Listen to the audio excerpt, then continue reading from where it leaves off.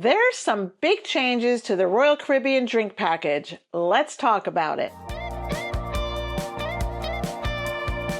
Welcome to 5 Minute Friday, where I share travel tips, maybe some of the latest news, some questions I get from my clients, all in 5 minutes. In today's video, let's discuss the most recent changes to Royal Caribbean's drink package. So, if you've sailed on Royal Caribbean and you've purchased the deluxe drink package in the past, the changes are big for the person that wants to purchase the drink package for themselves, but the other person in the room doesn't want the package. So in the past, Royal Caribbean would allow, by exception only, for one person in the room to purchase the deluxe drink package and the other person not to if they had a reason not to. So like if there was a medical reason, or if someone was pregnant, or someone just didn't drink at all, that second person or the third person didn't have to purchase that deluxe drink package. Now going forward, everyone in the room has to purchase the deluxe drink package if you're of legal age and one person in the room wants it. So for example, my husband and I travel together.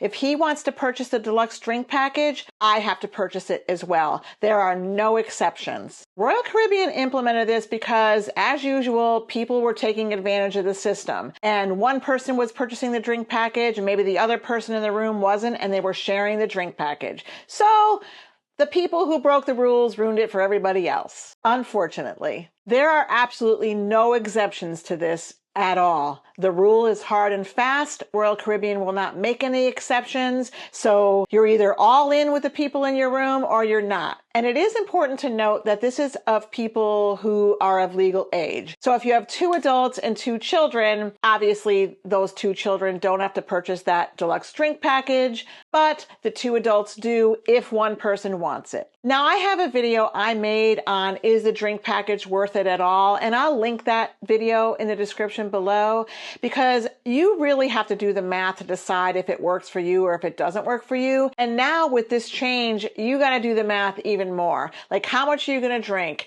Is it going to be worth it? Is it worth it for that second person who is not going to drink at all? Or should you just purchase your beverages a la carte? This drink package question is one of the most common questions I get from my clients who book Royal Caribbean. So that's why I decided to discuss it here. Personally, I can see both sides of the story. I can understand how easy it is to kind of have shared the deluxe drink package amongst guests in the same room. So I get it, but I can understand the point of view of the passenger as well if you really are traveling with someone who can't or doesn't drink, and now you're going to be spending that X amount of dollars on that second person. And FYI, the drink packages on Royal Caribbean are not cheap. So again, let me know in the comments below what you think of this new rule, if you're going to purchase the drink package in the future, or if you're just going to get on a Royal Caribbean ship and purchase your drinks a la carte because that makes the most sense for you. If you found this video helpful, feel free to like and subscribe and click that notification button so that you know when we put out all our videos. This is a new series I'm starting called 5 Minute Fridays, and every week I'm going to put out a video that lasts for 5 minutes or less.